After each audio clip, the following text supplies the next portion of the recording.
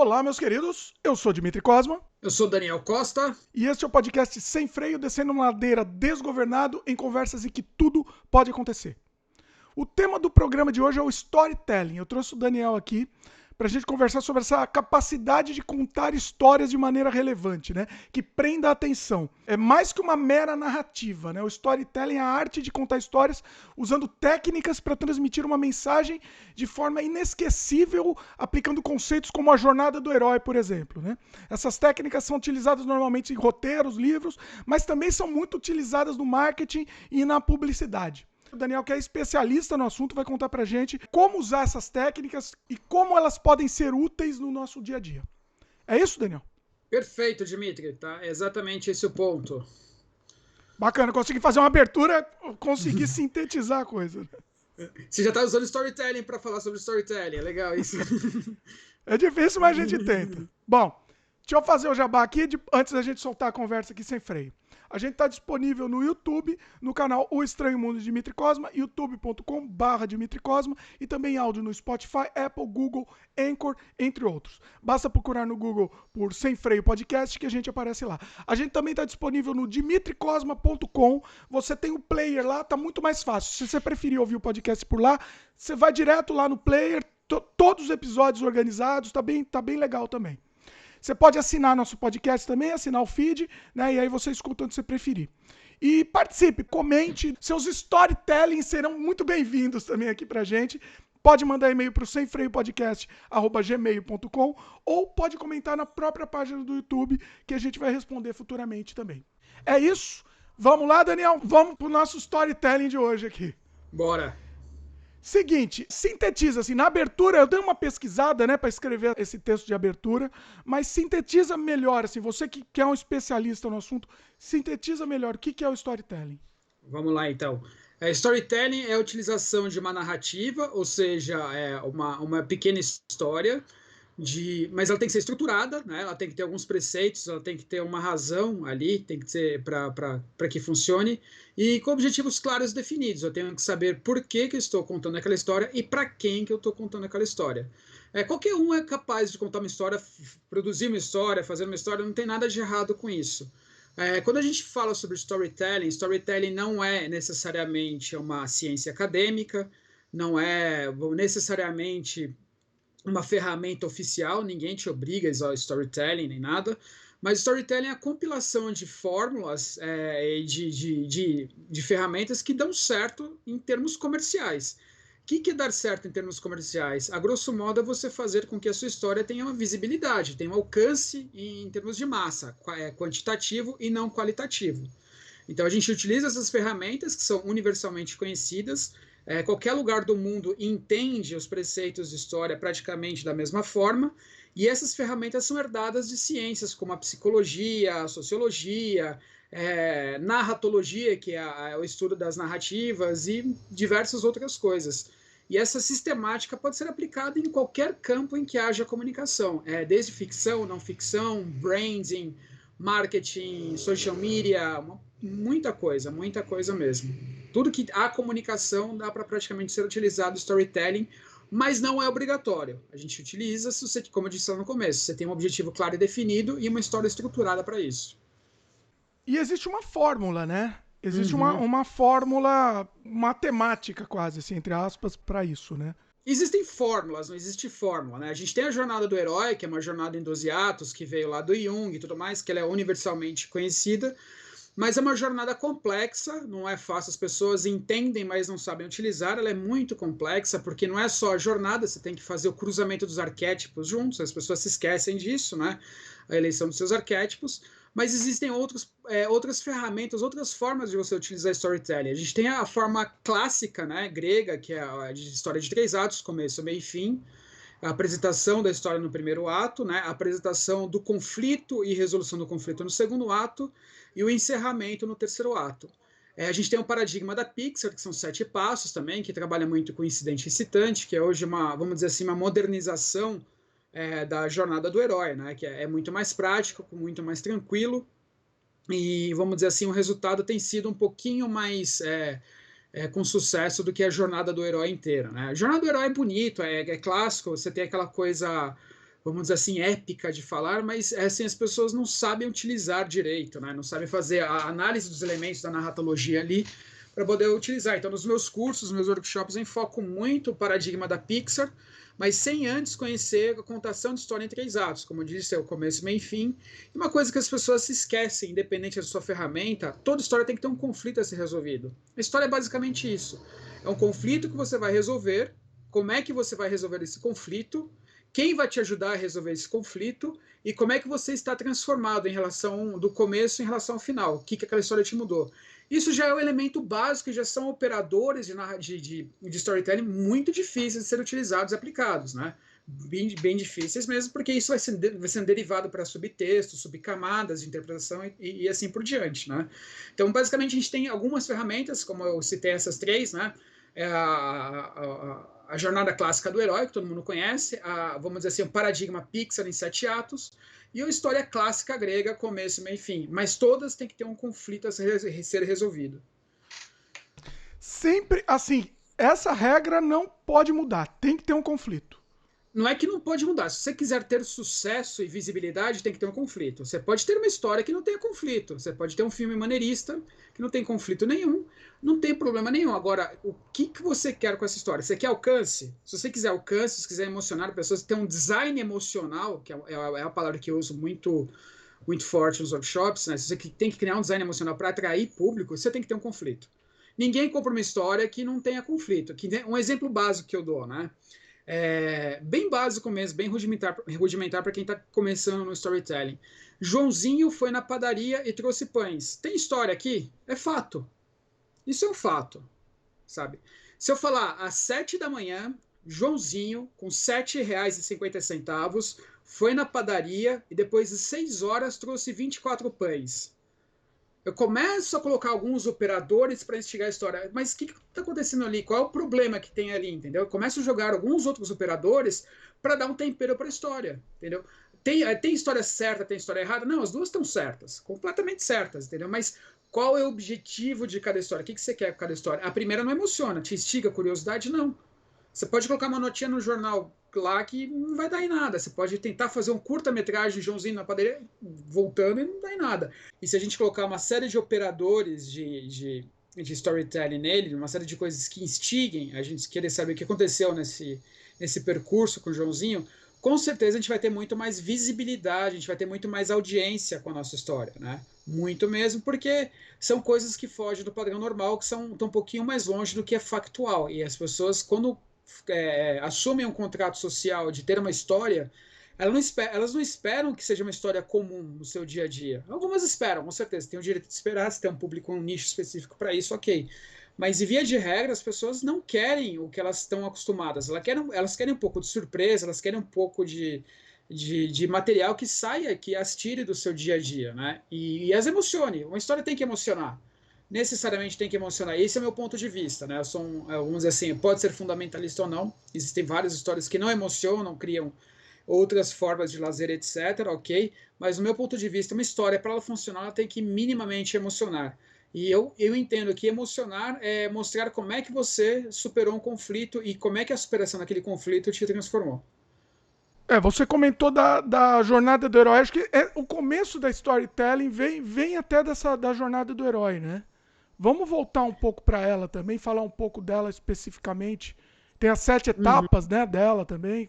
São 12 etapas, né? 12? São 12 a jornada do herói, são 12 Olha etapas. só. 7 etapas é o paradigma da Pixar, né? Então eu acho ela muito complexa, você tem várias etapas que você tem que colocar, que são, na verdade, é uma forma que você vai ajustando a sua história dentro dessa forma, né?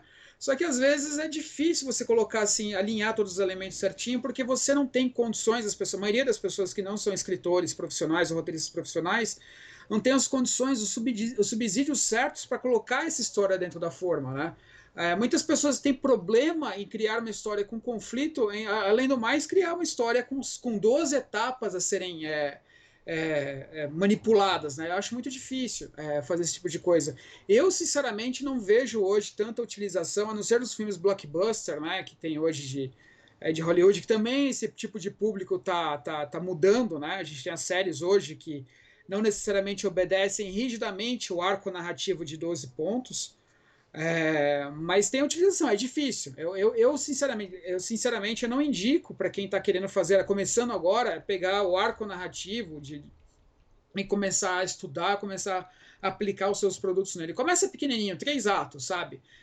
Começou 3 atos, começo, meio e fim, você já sabe que 70%, tem uma regra chamada From Rags to Riches, né? Que é muito melhor você mostrar como é que a pessoa está, entre aspas, se ferrando. Em 70% você mostra como é que a pessoa se ferra, para 30% as pessoas se darem bem.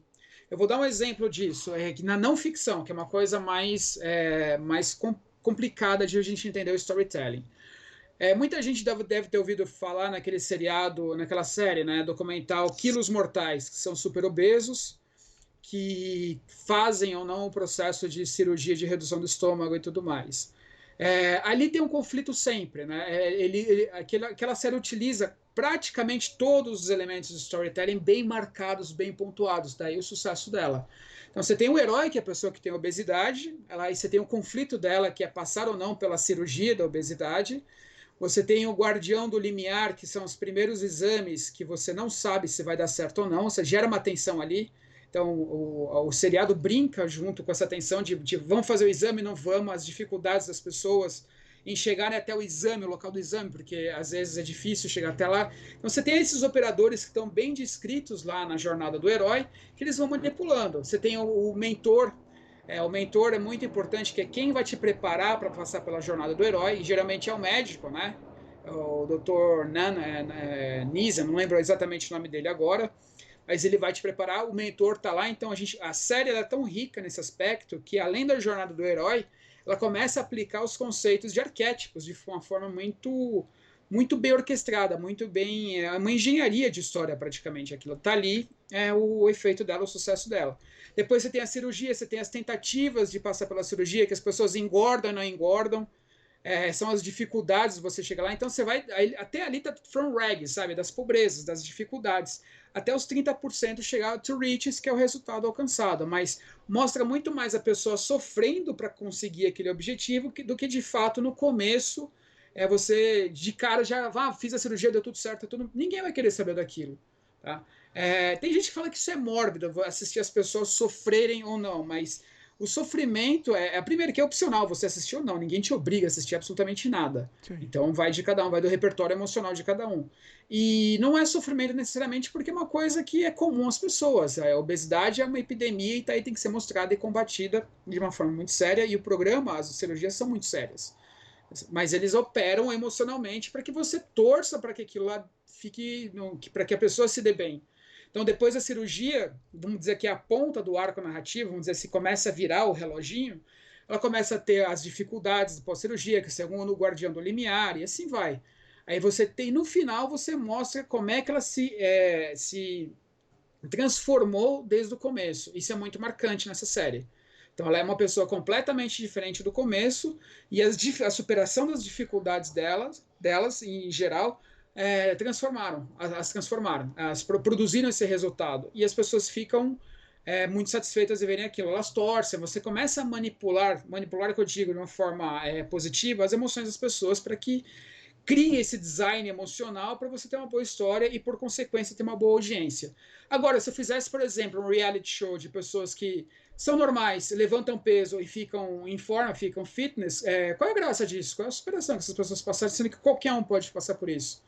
Então, não tem graça. Aí seria o From Rags to Riches seria de uma outra proporção. Seria muito mais to riches do que From Rags. Então, as pessoas se dão muito melhor do que sofrem. Então, não tem história. Você não tem emoção ali. Você não tem uma coisa a ser recuperada. Você não tem um conflito a ser superado. Então, a gente utiliza basicamente storytelling para criar um design de emoções através desses operadores mais básicos que a gente está conversando aqui. Isso você está falando assim, é uma fórmula, mas você cria variações, porque senão fica previsível também, né? Sim. Aí é que tá, os bons roteiros, você sabe que tem a fórmula, sabe o que vai acontecer, mas mesmo assim você se emociona. Porque você prepara, a sua cabeça está preparada para aquilo, mas aquilo ainda tem tanta emoção, é tão rico em alguns detalhes, que daí é o trabalho de um bom roteirista, de um bom escritor, de um bom autor, mesmo te preparando para a surpresa, você ainda fica feliz em ter caído naquele truque que você já sabe que você vai cair, entendeu? Você já está predisposto a cair naquele truque, mas mesmo assim você está feliz quando você cai naquilo. Tá. E, bom, você estava falando, vamos só voltar um pouquinho então para a jornada do herói. Você falou das 12 etapas, né? Eu não sei se você chegou a comentar aqui as 12, você lembra delas Não, especificamente? não comentei as 12, eu nem lembro de cabeça agora as 12 exatamente, porque ela é Que são complexa, né? muitos, Mas a é. gente não, são muitas assim, você não usa todas exatamente da mesma forma, exatamente nos mesmos momentos, né? Tá. Dá para falar de cada uma, mas assim, eu acho que vai ficar uma coisa muito Cansativo. técnica para as pessoas e que falta aí nos subsídios para a gente ter uma riqueza na interpretação dessas 12 etapas. A gente Entendi. pode retomar isso, fazer um podcast só sobre essas 12 etapas. Eu tenho exemplo de Star Wars, de Rambo, eu tenho exemplos de grandes livros que a gente tem. O Vento Levou, tem as 12 etapas. Se você pegar os Olha. principais blockbusters, por exemplo, é exatamente a fórmula. Você pegar qualquer filme, Duro de Matar, Star Wars, não tem diferença nenhuma, são os mesmos filmes, exatamente iguais. São Eles seguem exatamente as 12 etapas. as 12 etapas muito bem mapeadas, inclusive no timing certo, assim, no timing exato, assim, sabe? O Olha. Robert McKee, que é o cara que, vamos dizer assim, é o papa hoje do storytelling, é uma bíblia que ele escreve, né? Tem um livro sobre storytelling que ele secou quase 400 filmes de Hollywood, desses blockbusters, e ele coloca assim a engenharia por trás de cada filme e ele desenvolve padrões. Então, todos esses filmes blockbusters são padrões repetitivos. Obviamente, são outras cores, são outros personagens, são outras formas de emocionar, mas os filmes são exatamente iguais. Eu não vejo diferença Duro de Matar e Star Wars, são exatamente iguais. Exatamente iguais, entendeu? E se a gente falar em termos de storytelling. Então, mas você não acha? Porque aí que tá. Aí eu vou abrir um extra aqui. Faz alguns anos eu Uhum, te mandei um roteiro meu, por exemplo. uhum. Lembra? Eu não lembro qual dos roteiros foi. Eu mandei um roteiro que eu escrevi. E aí você gostou, só que você falou assim, ó, só que não tá. Não tá. Como é que você falou? Não tá seguindo não era a jornada do herói que você usou, mas você achou que tava faltando coisa do Faltava o storytelling. conflito, faltava o conflito. Conflito, Não acho que estava era. claro. Eu não lembro exatamente a história que era. Eu lembro desse, acho que foi 2015, alguma coisa assim, por essa época. Eu lembro dessa ação em si, mas eu lembro para você claramente, Dimitri, que falta um conflito aqui. O que você está superando nessa história? O que Ah, está não. acontecendo? Além disso, mais do que o conflito, lembrei. Você falou que faltava não era a evolução do personagem, né? A transformação, alguma coisa assim. Porque ele terminava do Isso. mesmo jeito que começava. Uhum. É uma opção sua, é uma opção artística sua que não tem nenhum problema em fazer isso. Não tem. Sinceramente, não tem. Se você quiser, tipo, você banca essa história, falar, vou até o fim com ela e eu quero que ela seja exatamente dessa forma, cara, não tem absolutamente nada que te desabone para isso. Porém, se você quiser ter audiências de massa, se você quiser que um publisher te escute, que um distribuidor te escute, essas coisas têm que estar lá, necessariamente, porque o editor não olha só a sua história. A primeira coisa que ele olha é se essa estrutura está sendo bem seguida, porque ele sabe que ele vai ter um retorno. O cara pega, por exemplo, a página 30, que é o primeiro plot, ele sabe que ali tem que ter um plot, tem que ter uma virada, sabe, alguma coisa na página 30, da 28 até a 32, alguma coisa tem que acontecer. Se ele abre o roteiro ali e vê que não tá, ele fala, putz, esse cara não entende nada, entendeu? Esse cara não pegou, não é que ele não entende nada, não é o que eu quero, não é o que eu preciso, porque para quem está distribuindo tem que dar dinheiro. Para dar dinheiro tem que ter audiência. E para ter audiência ele tem que estar simplificado. E para simplificar você tem que ter fórmulas. Então, quando eu falei para você, era nesse intuito, assim, de colocar as ferramentas do storytelling e falar, cara, isso não vai alcançar grandes mídias. É essa a sua intenção? Não tem nenhum problema. Se você pegar os filmes de Godard, que não seguem necessariamente o storytelling, tem uma audiência muito baixa. Tem filme do Godard que, porra, sabe, 50 mil pessoas viram, entendeu? São interessantes, são lindos, maravilhosos, gosto de alguns deles, não gosto de todos, mas não atinge grandes massas. Mas o Godard se banca, sabe? Ou ele fala, não, eu quero desse jeito, entendeu? Você quer desse jeito, tudo bem, ótimo, entendeu? Quando eu falei aquilo, é justamente de te orientar, falar, cara, isso aqui para as massas não vai atingir grandes massas. Por quê? Por causa disso, disso, disso, que são os elementos do storytelling. O que você está querendo dizer é que, na verdade, assim, isso é pro sucesso do produto. É um produto comercial, né? Você tem que seguir essa narrativa Exatamente. para um produto comercial. Exatamente isso. Se você quiser, quando a gente fala produto comercial, é um produto que tem um alcance em termos de audiência. Eu não diria nem só comercialmente. Você pode ter filmes, a distribuição de filmes, sem ganhar dinheiro. Pode ser uma estratégia de. Inclusive, o cinema de guerrilha pode funcionar dessa forma, entendeu? Mas quanto mais você seguir esses preceitos, eu não diria nem forma, mas esse conjunto de técnicas, com certeza vai te levar para um caminho de sucesso em termos de minimamente audiência e, por consequência, sucesso comercial financeiro. Repetindo, por exemplo, isso que você tinha falado no meu roteiro, só para você falar um pouco mais sobre especificamente esse tópico, né? Que o personagem Uhum, precisava evoluir. Ele precisava começar de um uhum. jeito, ele não podia terminar o filme de um jeito exatamente do mesmo jeito que ele começou, né? Fala um pouco sobre No, isso no, daí. no ponto de vista, sim, porque o que adianta você passar por um monte de conflito, um monte de transformação, tomar porrada, salvar a mocinha tal, e no final ser a mesma coisa? O que isso te transformou? Sabe? Não tem graça, sabe? Não é a mesma coisa. Você pega, por exemplo, os filmes do Bruce Willis, sempre tem uma cena no começo que ele tá no jardim, varrendo, alguma coisa. Vou dar um exemplo muito genérico mesmo, assim, sabe? Aí ele recebe um chamado, ele nega, ele tem uma operação. Obviamente que o Bruce Willis é um cara, um agente das Forças Especiais, XYZ, aposentado. Então ele recebe o telefonema para fazer a última operação da vida dele, né? Então, Sempre. não quero, não quero, não. É a última, aquele general bonzão, sabe? Que não, ele não quer. Aí ele recebe um telefonema que a filha dele foi sequestrada. Olha. Aí a filha dele foi sequestrada pelos caras que ele teria que lutar contra, que o general estava recrutando. Então os caras se anteciparam e sequestraram a filha dele. Então já tem o primeiro plot aí, ó, a primeira modificação. Ele estava varrendo o jardim lá, recebeu o telefonema. Aí ele recebe, fala com eu vou agora, minha filha, tem um motivo para que eu vá nessa transformação, nessa missão. Aí você vai, guardião do limiar, ele vai ter que treinar, ele tá destreinado, ele vai treinar um pouquinho, não sei o que, ele vai sofrer. Ele vai pro primeiro embate, ele vai dar porrada, ele vai sofrer um pouquinho, ele vai pro segundo embate, ele vai quase morrer, vai ter mais um guardião do limiar que vai dar alguma coisa diferente para ele, e tudo isso o general do lado sendo tutoriando ele, sabe? Trazendo informações lembranças das últimas missões, que ele é um grupo coeso, que todo mundo tá lá, mas ele é o cara, dando energia tal, revelando novas coisas, ou seja, sendo um mentor mesmo. Aí ele quase morre, aí ele vai para o primeiro embate ferrado, assim, grande, ele vai matar o monstro, ele vai derrotar a gangue toda tal, ele vai sequestrar, vai pegar a filha dele de volta, mas esse monstro ele vai ressurgir em algum momento. Vai acontecer alguma coisa que aí vai dar o tiro fatal, que tudo, ele estava 90%. Quando vai pegar o último embate, ele está 100%. O que é estar a 100% no último embate? Se você não fizer aquilo, você vai perder sua vida. Entendeu? Tudo que você fez tem que estar ali, entendeu? Então Final ali boss se aí. transforma. Exatamente, exatamente. Aí ele volta, aquela cena volta, ele varrendo ali, entendeu? De novo, transformado ali. E com certeza ele era um pai divorciado no começo, que tinha uma relação ruim com a filha, e provavelmente no final ele está morando com a filha, tem uma relação melhorada com a filha. Ou seja, tudo aquilo serviu para aproximar os dois. Então eles tiveram uma relação melhor. Você Então o falou um cara teve roteiro aí que. de 90% dos filmes de Hollywood. Exatamente, exatamente. Por isso que eu falo que funciona. Star Wars é a mesma coisa, exatamente igual, não muda, É. entendeu? Se eu pegar isso exatamente igual, conflito de pai e filho, sabe? Exatamente. O que é no final quando da primeira trilogia, quando o Luke se incinera o pai que morre, entendeu? Que é o Darth Vader. Ele se aproximou, ele perdoou, foi a redenção do pai dele. Agora te perdoa, estamos em paz, você pode morrer em paz, está tudo certo.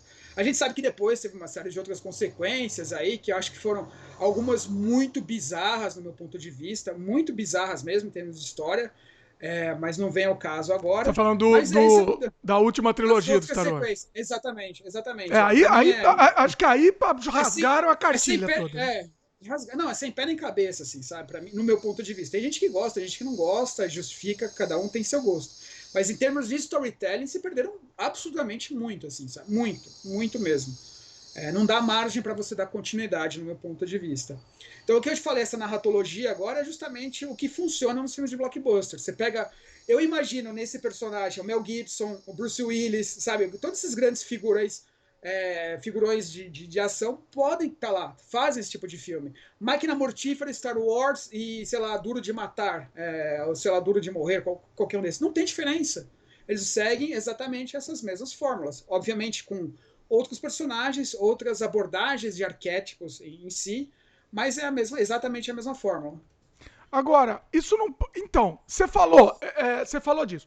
Pra mim, por exemplo, eu tô completamente cansado disso. Por exemplo, eu fui assistir o Terminator, o mais recente, é exatamente o mesmo filme. E assim, eu não consigo mais assistir isso. Você acha que isso ainda tem força? Bom, pra grande massa tem, né? Não sei, mas você acha que ainda tem força? Principalmente se você Tem e quiser não fazer um tem. produto. Principalmente se você quiser fazer uma coisa mais original.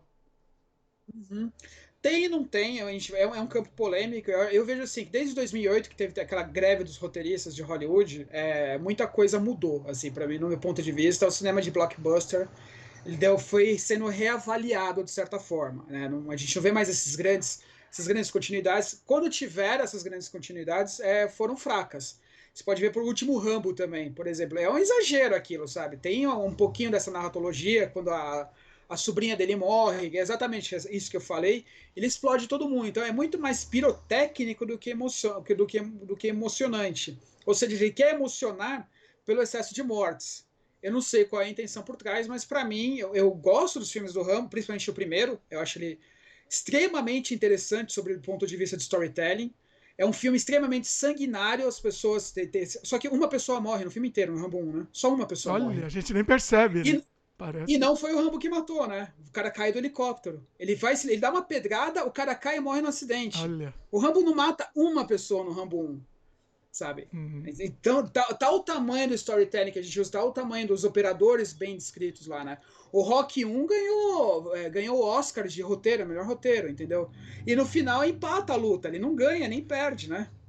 É verdade. É isso Não que é ganha. interessante também. Ele não precisa ganhar no final, né? Não, ele não ganha a luta, mas ele ganha notoriedade, ele ganha respeito, ganha uma série de coisas, e ele é uma pessoa transformada no final. O Rock Balboa é uma outra pessoa, entendeu? Aí você tem ele a versão rica, que depois ele tá rico, ele volta para as origens, ele se transforma, acho que é no 3, que ele é rico, ele luta, tal, não sei o que, ele perde tudo, eu não lembro exatamente qual. Ou ele luta para recuperar a grana, tal, a recuperar o status dele. Então ele era rico e ele fica pobre e feliz, entendeu? Que aparece na cantina, tudo mais, todo mundo falando sobre ele, o filho dele renega ele, tal, ele fala sobre honra, todas essas coisas. Então são operadores emocionais que estão lá constantemente para fazer a gente realmente fugir da nossa realidade, entrar numa realidade, mas de um mundo possível, sabe? De uma coisa que possa acontecer. Você falou assim, a nossa conversa aqui tá meio caótica mesmo, mas eu acho que é assim que funciona. Não estamos seguindo o storytelling, inclusive, a conversa. Mas é o seguinte, você falou você contou lá do Bruce Willis, do exemplo lá, né? Mas não necessariamente precisa ser isso. Pode ser, não é a jornada do herói não é o herói em si tradicional que a gente conhece, né? Pode ser qualquer personagem, pode ser um personagem quebrado, pode ser um vilão, a jornada de um vilão aí, né? Não Pode ser precisa qualquer dar coisa. tiro, não precisa dar tiro, não precisa dar tiro. O Frodo, por exemplo, o Frodo é o herói medroso do Senhor dos Anéis. Entendeu? Quando a gente fala de jornada heróica, jornada épica, o herói é o protagonista que vai resolver um problema. Ele é o herói. Ele não precisa ter atos heróicos pirotécnicos, de dar tiro, não sei o que lá. Não, uma doença, por exemplo, o cara superar uma doença, ele é o herói, entendeu? Um cara que tá falido e de repente consegue fazer coisas tal, e ele é um herói, ele consegue. Aquele filme, acho que é A Procura da Felicidade, com Will Smith, não Muito é? bom, muito Ele é um bom. herói. É. Ele é um herói, entendeu? É a jornada heróica tá lá. Assim, não tem diferença de Star Wars para esse filme e para o Bruce Willis. Todos os elementos estão lá. Estão bem colocados lá, entendeu? Até Então, filme de terror pode ser também, né? Até, sei lá, pode. Sexta-feira 13. Vamos pegar o mais besta de todos. Exatamente. Quem sofre, quem está sofrendo as ações do antagonista da Sexta-feira 13 é o herói. Quem está passando por tudo aquilo e tem que superar, que no final o mal perde, né? De certa forma, tem que perder para ter essa superação, é um herói. Tem que. Ah, boa. Bom ponto. Uhum. O mal tem que perder no final? Tem. Se a gente pegar a jornada heróica, sim. Você tem que perder. O Olha mal aí. tem que ser derrotado. Então, Aí peraí. você tem, vamos dizer assim, estendendo um pouco do storytelling, você tem as funções narrativas de Gozzi, né? Gozzi foi estudioso de narratologia, que ele fala que existem 33 histórias universais, não lembro, acho que é 39 histórias universais. Bem contra o mal, sobre moral, ele tem catalogado lá, ele passou por mais de 1000 livros, e tem lá catalogado as histórias universais que as pessoas contam, né? Recuperação, redenção, vamos dizer assim, são títulos, são catálogos, são etiquetas lá que você conta aquela história. Então você classifica a sua história, minha história é bem contra o mal. a minha história é de redenção, a minha história é de busca sobre eu mesmo, entendeu? E o cinema se apropriou disso e criou 20, vamos dizer assim, histórias universais, né? Então você tem o bem vencer o mal, é uma dessas histórias. Você pode fazer o mal vencer o bem, mas tem que ter uma moral para isso. Qual é a moral? Qual é a função de o mal vencer? Qual é a serventia, por exemplo, a humanidade do mal vencer? Entendeu? Você pode colocar isso dentro de uma trilogia, o segundo volume da trilogia seria isso, porque você antecipa outras coisas. Entendeu? Mas, por exemplo, um filme único, uma célula narrativa única, o mal prevalecer, ele tem que ter. É porque se o mal aparece explicitamente que prevaleceu, ele tem uma função de serventia humana muito maior. Entendeu? Muito maior. Por exemplo, a ascensão de um líder, vamos dizer assim, nazista, sei lá o que, fascista, mas a humanidade sobreviveu porque ele está lá, entendeu? A razão tem que ter uma coisa mais ou menos que funcione assim, tem que ter uma explicação para ele. Senão, em termos comerciais de alcance, a história vai ficar fadada. Vamos lá, me dá um exemplo então. Vamos com spoiler, né? Hoje a gente tá meio com spoiler aqui, tava liberado. Dá um exemplo de um filme que usa a jornada do herói e que o mal vence, vamos dizer, que termina tudo péssimo. Você lembra? São poucos agora que eu lembro, de cabeça preciso dar uma estudada nisso, mas, por exemplo, Star Wars, em alguns momentos, o mal termina bem, né? Ah, mas isso no meio da história, né? No meio da história, mas é o filme, naquela célula narrativa, o mal venceu.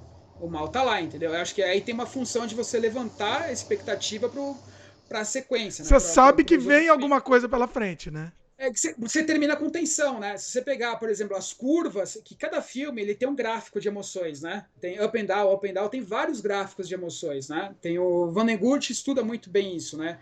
Ele também propõe 20 ou 25 gráficos emocionais que você brinca com a jornada heróica, você não coloca os operadores na sequência, você meio que, vamos dizer assim, destoa deles, né? Você subverte esses operadores para você criar gráficos emocionais diferentes.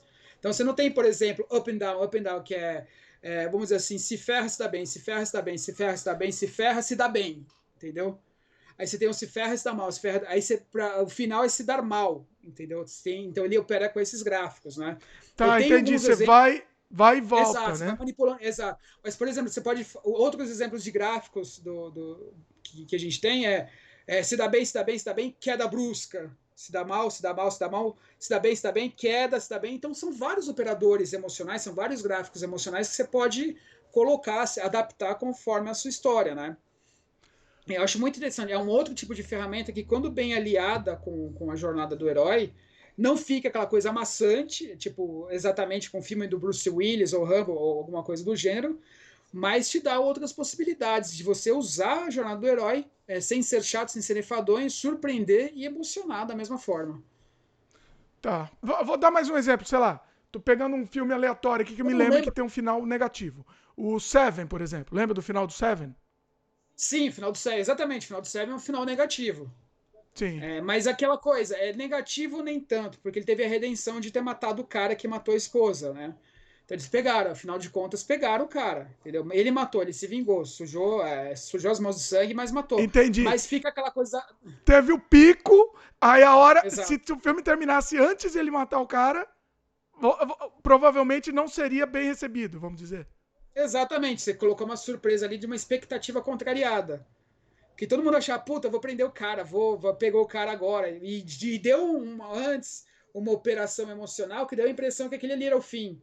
Mas quando ele recebe a caixa ali, né, com o pacote, com a cabeça da esposa ali, ele percebe, cara, aí ele vê, a história tem um micro plot twist ali que é muito interessante. Por mais que ele tenha matado o cara, por mais que ele tenha se vingado e buscado a redenção, eu não digo a redenção, mas a vingança, ele saiu perdendo. É um belo exemplo esse do Seven.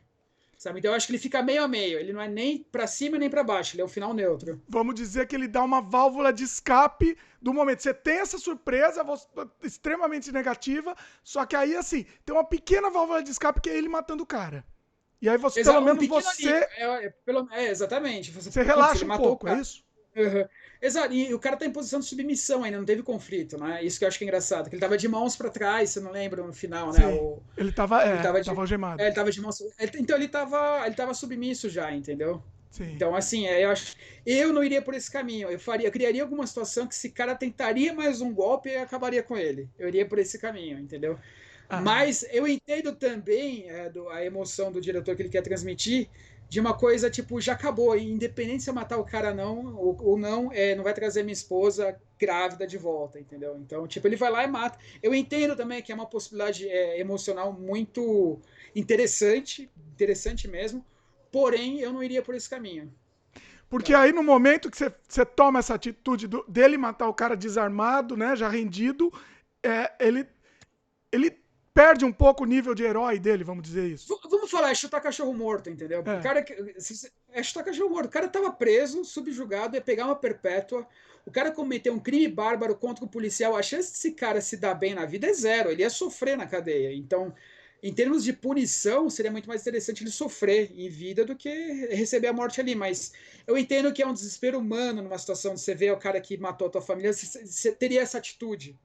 Então eu entendo a atitude dele como humano em si, como humano, o policial matou o cara, tudo bem, mas em termos de serventia do filme, eu talvez discordaria, mas também acho que não é a pior saída. Mas você não acha que, sei lá, ele perderia força?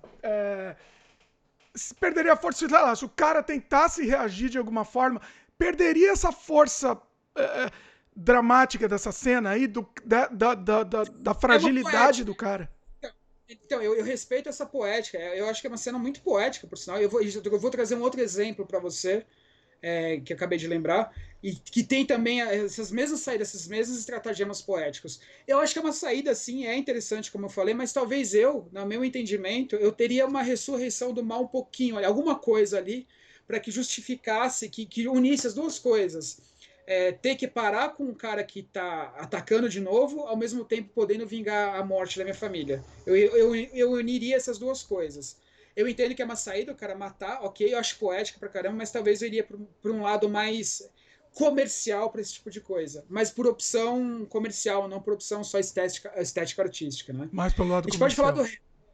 pode falar de Hannibal, quando ele eu acho que é nas cenas mais elegantes do cinema, quando ele tá com a Clarice, ele sequestra a Clarice, tá na casa de campo, e ele algema a Clarice, né? Então tá os dois ali de mão algemada, né? E ele fala, isso vai doer muito. Ele pega um cutelo e corta, né? E você não sabe o que aconteceu. Ela desmaia, ela cai desmaiada, aí aparece as sirenes vindo, e você não sabe o que aconteceu. Você não tem a mínima ideia do que aconteceu ali. Ela aparece chorando com cara de dor e tal. E quando corta, ele tá num avião fugindo com a mão com a tipóia, porque ele cortou a própria mão. Ou seja, ele cortou na carne para poder se salvar. Ou seja, o mal prevaleceu. O mal ali prevaleceu de uma forma. Para mim é o final mais poético que existe no cinema, assim, sabe? Para mim não tem outra coisa que consiga superar não a brutalidade do corte, assim, mas a incerteza de quem ele cortou a mão ali naquele momento. Você fica esse tempo de dúvida, né? Você fica até chegar ali no avião, assim, sabe? Aí, quando ele aparece com a tipóia, você fala: Meu Deus, ele cortou. Ele, de tanto que ele ama a Clarice, ele precisava fugir, porque ele ia pegar perpétuo ou ia morrer, ser condenado à morte. Mas o amor dele por ela era tão grande que ele preferiu cortar a própria mão do que cortar a mão dela, que ele tinha essa opção. Ele tinha a opção de cortar a mão dela. Seria muito mais fácil para ele, né? Mas não, ele corta na mão dele, foge, pega um avião, ele consegue fugir, que é a cena do avião emblemática, ele tá indo para muito longe dela e vai ficar acobertado. E é um final de filme que acaba com o mal prevalecendo, de certa forma. Mas Tanto é teve que uma no certa avião redenção aí, né? teve uma redenção amorosa, pessoal dele, ou seja, o conflito interno dele estava lá, mas o conflito externo, que é ele versus a sociedade, não. Ele ganhou, o mal venceu. Sim, sim. O mal venceu. E eu acho que assim, ele ainda é muito mais. Ele exercita essa maldade dele, que na cena seguinte aparece ele com um tupperware de comida, né? Com um pote de comida, e tem um garotinho comendo. E o garotinho fala, não lembro exatamente de aula, mas o garotinho fala: a comida de avião é muito ruim, né? Não, ele falou: What is that? Né? O que é isso que tá comendo? Né? Aí ele fala: Não, a comida de avião é muito ruim, né? Prova isso daqui, né? E era um pedaço de cérebro que ele tinha preparado na noite que ele estava com a Clarice. Ou seja, além de tudo, ele tinha comida de, sabe, de humano ali. Então, não existe, no meu ponto de vista, um final mais poético, mais que o mal ganhou do que esse. Mais que o mal. Ele está alimentando uma criança, fugindo, ele cortando a própria mão, porque ele é um canibal. Dessa forma, é espetáculo, sabe? É uma poesia, é um final não óbvio, assim, mas você vibra por aquele final, te dá uma excitação, te dá uma euforia você ver aquilo. Mas ele segue. Nesse caso, ele seguiu também a jornada do herói ou não? Esse não. Não, ela é herói, né? Na verdade, ele não é o herói do filme, ele é o antagonista, né? Aí que tá, tem alguns estudiosos que falariam que ele é o herói da história. Eu não vejo, eu vejo que é Clarice Starling, que é a protagonista da história. Ou a gente, o Bill Graham também, que quando não é ela, que é a anterior, que são os primeiros, são os protagonistas da história, entendeu? Mas o que eu gosto disso é que são da série do Hannibal, que ele se dá bem na maioria das situações e o mal prevalece. Segue sim alguns preceitos, como você me perguntou, de storytelling, a jornada heróica, mas ela é desvirtuada porque ela é confrontada com essas curvas emocionais, com esses gráficos emocionais. Então, obviamente que a Clarice é transformada. Se a gente pegar do ponto de vista dela, ela é transformada do começo no final do filme. Ela é uma outra pessoa, porque ela passou por uma experiência terrível, tal, e tudo mais. Então aparece ela transformada em si. Então a função narrativa, a função do operador de storytelling, enquanto mudança do protagonista do começo do fim, tá lá. Mas eu acho que o personagem do antagonista, do Hannibal Lecter, ele ganha muito mais força nisso. Ele também está transformado. Então eu acho que eu apostaria que são jornadas heróicas paralelas, entendeu? Que correm em paralelo. Então eu daria também créditos como o herói para o Hannibal Lecter, porque ele também, de certa forma, mesmo sendo antagonista, percorre toda essa trajetória de transformação através, não diria exatamente como nos filmes do Bruce Willis e tudo mais, mas de uma forma mais elegante, mais rica e mais poética, a jornada do herói. Ele tem a preparação, ele teve o mentor dele, ele teve todo o Guardião do Limiar, teve tudo isso, sabe? Teve todas essas. Tem alguns alívios cômicos que são interessantíssimos, entendeu? Algumas brincadeirinhas que ele fala, principalmente no texto. Ele não pisca, né? Então a composição do personagem é muito interessante, sabe? É muito sólida. Eu acho que é o personagem mais sólido que eu já vi na história do cinema. E você falou um pouco de anti-herói, né? E tem essa história, o caso do anti-herói que também pode usar a jornada do herói, né? Pode citar um exemplo aqui por exemplo, o Jack Bauer, por exemplo. Né? Ele faz algumas coisas que são fortíssimas, né? Não sei se você lembra disso, se faz tanto tempo, eu tô citando coisa antiga aqui, mas... Ele é o Rambo, ele quebra a lei para manter a lei, é um truque também, entendeu? Você quebra a lei, você vai para outro lado, você atravessa, go to the other side, mas você volta para manter a lei, para manter... Se eu não fizer, se eu não sujar a mão pelo mundo, ninguém mais vai sujar, então eu tenho que fazer isso, entendeu? Sim. O Rambo, a mensagem do Rambo é que, assim, o governo e a população ficou contra os caras que foram lutar contra o comunismo, entendeu? Quer dizer que está na hora de mandar para lutar contra o comunismo, que era o que o governo, que era que o Congresso tinha votado na época, tinha aprovado, ok, mas depois eles viraram todos malvados, então ninguém apoiou os caras na volta para os caras. E o cara das forças especiais, o Rambo, que ele fala, tem uma cena que ele fala, acho que no Rambo 2, a gente opera máquinas acima de $1 milhão e não consegue arrumar emprego no Lava Rápido, entendeu? Uma coisa assim. Então, a função disso, assim, era sujar um pouco a mão enquanto herói para mostrar que existem possibilidades da sociedade que não estão sendo muito bem atendidas, que precisam ser observadas, né? Então, acho que é a mesma função, assim, tipo, eu sujo a mão pelo mundo, eu tenho uma procuração em meu nome para sujar a mão pelo mundo, vou cometer alguns crimes sim, mas esses crimes são necessários, não necessariamente não são crimes, tá? E se são crimes no primeiro momento, depois existe uma justificativa para aquilo e acaba sendo não punido por esses crimes. O roteiro tem essa função. Dá a impressão que você cometeu um crime muito bárbaro, mas no final, através de uma explicação XYZ, fala, não foi bem crime. Eu chamo que o Hollywood às vezes peca pelo excesso de coincidência, sabe? Muitas coincidências para justificar um ponto falho de roteiro. E no 24 Horas acontece isso, algumas coisas. CSI acontece isso de forma exagerada e me irrita, sabe? Tem algumas coincidências. Por coincidência aquilo aconteceu. Uma bala que quicou no poste, que bateu na traseira do carro e matou o cara, sabe? Dá pra gente se esforçar um pouquinho mais no roteiro. Isso é pobre, né? Isso é muito pobre. É pobre. Isso acontece em coisas seriadas, né? Você precisa produzir coisas em séries, principalmente com essa eclosão de séries que a gente tem hoje, acontece muito e me irrita profundamente. Me irrita muito, assim. Porque tira a pobreza, tira o estilo do filme. O Deus Ex Machina. Tira, não, desculpa. Mantém a pobreza. Falei, tira a pobreza, não, mantém a pobreza. Falei errado aqui. Tem, por exemplo, tem também o Breaking Bad, por exemplo, que a gente torce pro vilão. Sim. Que é um anti-herói também, né? Ele tem causas menos nobres. Mas ele quer salvar a família. Ele tem causas menos nobres, mas ele quer salvar a família, quer salvar o filho dele, que tem problemas. No começo, ele entrou num negócio ruim, porque os amigos dele de faculdade se deram bem montando laboratório, ele virou um professor, então ele quer ter a chance dele, entendeu? Então, ele não é assim, ele é herói, ele defende os ideais dele através de uma ilegalidade. E essa subversão de moral é muito interessante, é muito legal. Você acaba torcendo para ele, mas no final das contas você sabe que ele tem uma razão ali para você defender ele. É uma situação justa que ele está defendendo, uma causa justa. Sempre tem uma causa justa, é isso? Sempre tem. Sempre tem, sempre tem. E você vai torcer por essa causa inconscientemente. Então vai lá, vou tentar te pegar. Eu tô tentando te pegar aqui, Daniel. Vamos ver. Por exemplo, Como o sempre. Narcos. Narcos a gente torce por Escobar. Você torce pro Escobar, com certeza, mas ele é a libertação, ele é, vamos dizer assim, ele defende os ideais de um país pobre, ele é contra o imperialismo americano. Tem uma série de operadores ali que você vai jogar ele, você fala, ele vai ter justificativa para você torcer por ele. Tem várias coisas. Ele distribui dinheiro para algumas pessoas, ele atende os desfavorecidos, ele é um anti-herói, de certa forma.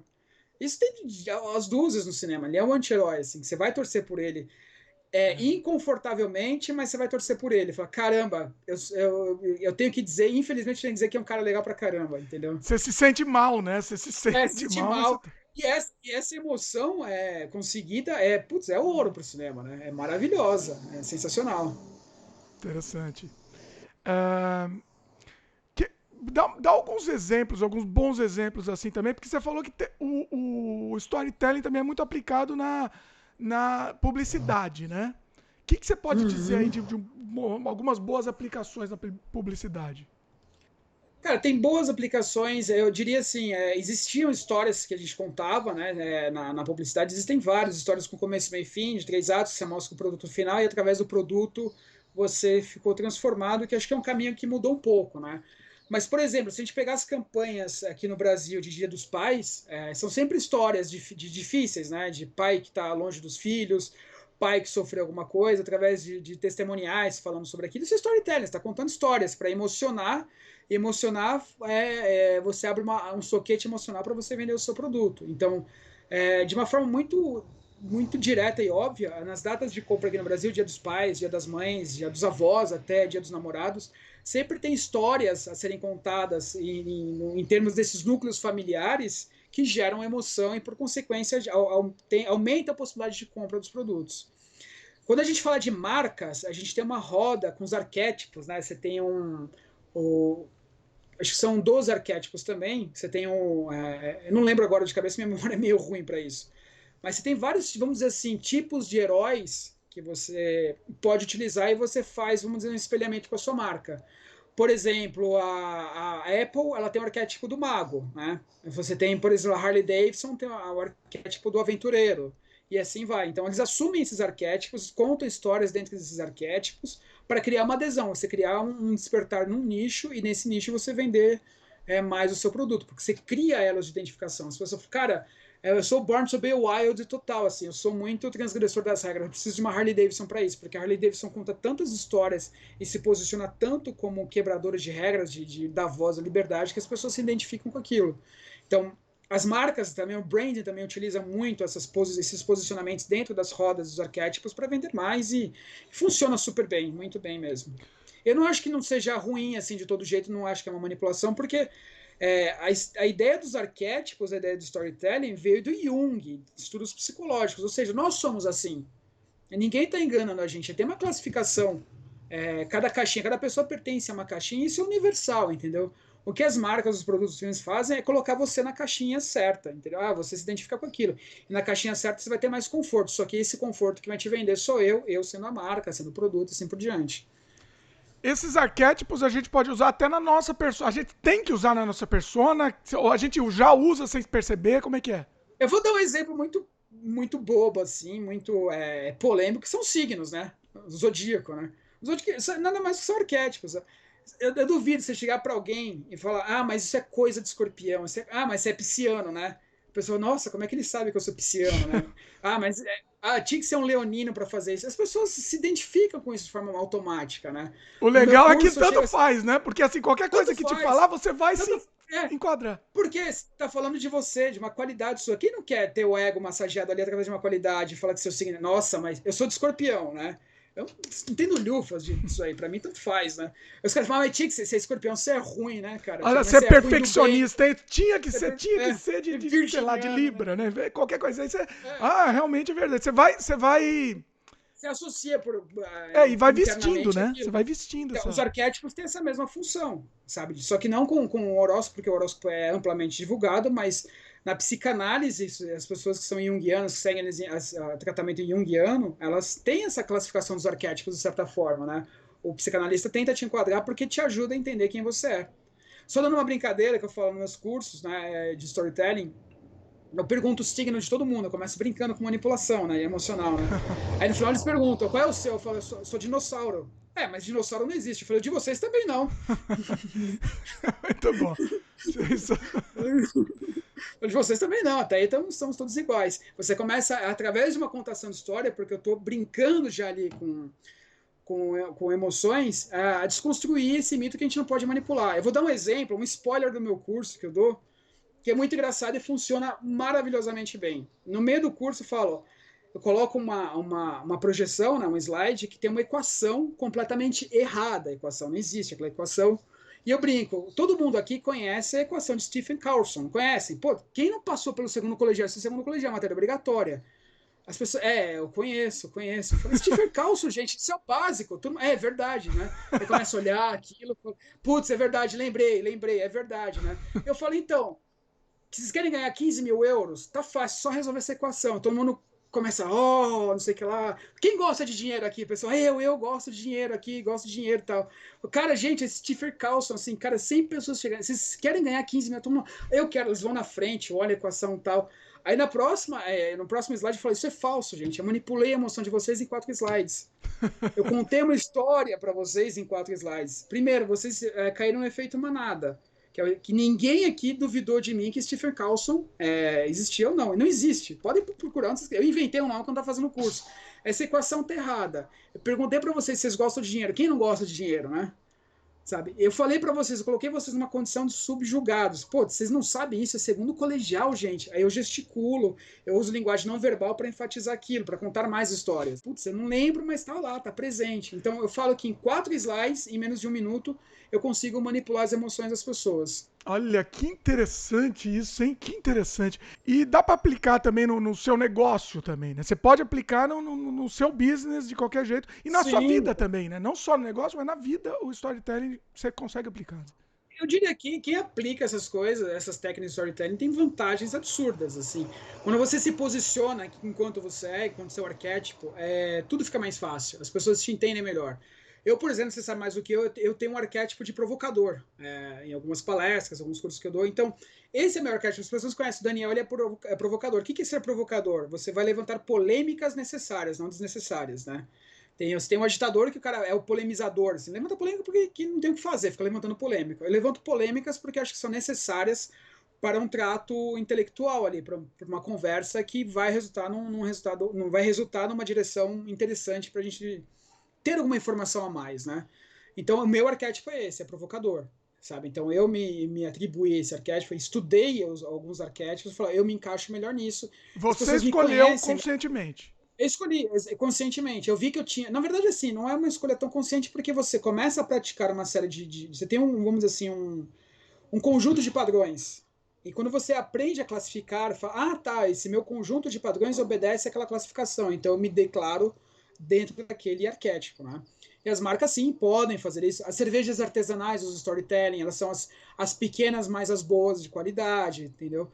2 exemplos clássicos que eu vou dar agora, que é um mau uso do storytelling aqui no Brasil, aquele sorvete Dileto, não sei se você já ouviu falar, que é um sorvete premium, é um sorvete um pouco mais caro, e que a fórmula, eles falaram que era a fórmula que era do avô do cara que veio da Itália, do imigrante, era uma fórmula única, que aquela fórmula foi mantida em segredo, e o cara fez o sorvete aqui, foi um baita sucesso. Só que fizeram o track back dessa história, foram até a Itália e tal, e essa fórmula não existiu. O cara gostava de sorvete, o avô só gostava de sorvete. Olha! Não existiu. Então a marca ficou muito desacreditada, né? Teve uma retratação tal e tudo mais. Eita. E tem outro que é os Sucos do Bem, né? Que usava storytelling falando na sua comunicação, que era o pomar do seu Alberto, que fornecia as laranjas, e só fazia com aquelas laranjas e tal, e descobriram que menos de 10% das laranjas utilizadas nos sucos eram de pomares de pequenos produtores. Então não era bem essa história, entendeu? Não era muito bem essa história.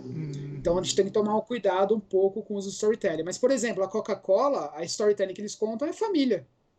tudo gira em torno de família. Como é que um refrigerante une a família, entendeu? As pessoas ali. Como é que um frescor, uma coisa que vai te dar um up, uma coisa que vai te melhorar um pouquinho, que essa é a proposta original da Coca-Cola, quando surgiu como produto, né, de ser o que seria mais ou menos o papel do Red Bull hoje, de ser uma coisa, um estimulante, uma coisa que acabe com o seu cansaço.